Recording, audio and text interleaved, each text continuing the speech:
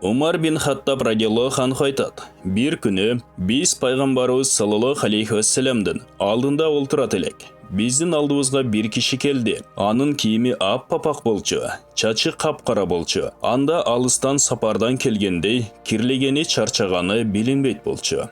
Ушул жерлик десек, аны ешкім таныбайт болчу. Пайғамбары саллаллаху алейхи вассаламдың тизелерін тейгізіп, қолдарын сандарының үстіне қойып олтырды. Анан айтты: «О Мухаммад саллаллаху алейхи вассалам, маға ислам жөнінде хабар берген».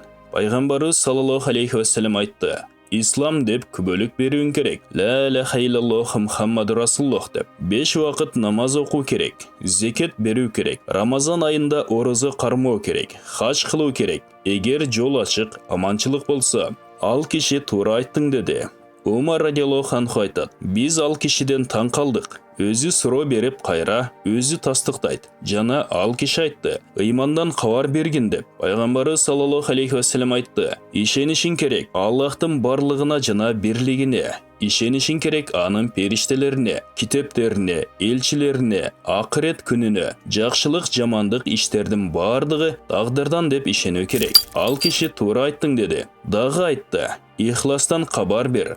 Пайғамбары саллаллаху алейхи вассалам айтты: «Ихлас деп Аллахқа ибадат қылғаныңда, Аллахты көріп тұрғандай болып ибадат қылғын. Себебі сен көрбесең да, Аллах сені көріп тұрады». Анан ал киши айтты: «Қияматтан хабар берген» деп. Пайғамбарыбыз саллаллаху алейхи вассалам айтты: «Қиямат жөнінде сұралған адам сұраушыдан билүүчүрөөк эмес. Тақтап айтқанда, қияматты маға қарағанда, сіз өзіңіз жақшы білесіз. Анда қияматтың белгілерінен хабар берген» деді.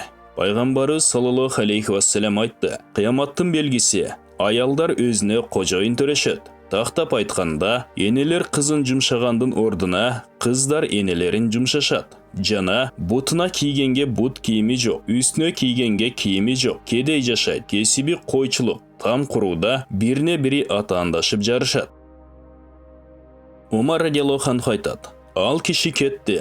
Мен көп убакытка чейин таң калып олтуруп калдым. Пайгамбары саллаллаху алейхи вассалам мага карап айтты: «О Умар, азыркы суроо сураган кишини билдиңби?» Мен айттым: «Аллах жана анын элчиси билүүчү, мен билбейм». Пайгамбары саллаллаху алейхи вассалам айтты: «Ал Жабраил алейхи салам эле силерге диниңерди үйрөтүү үчүн келген болчу.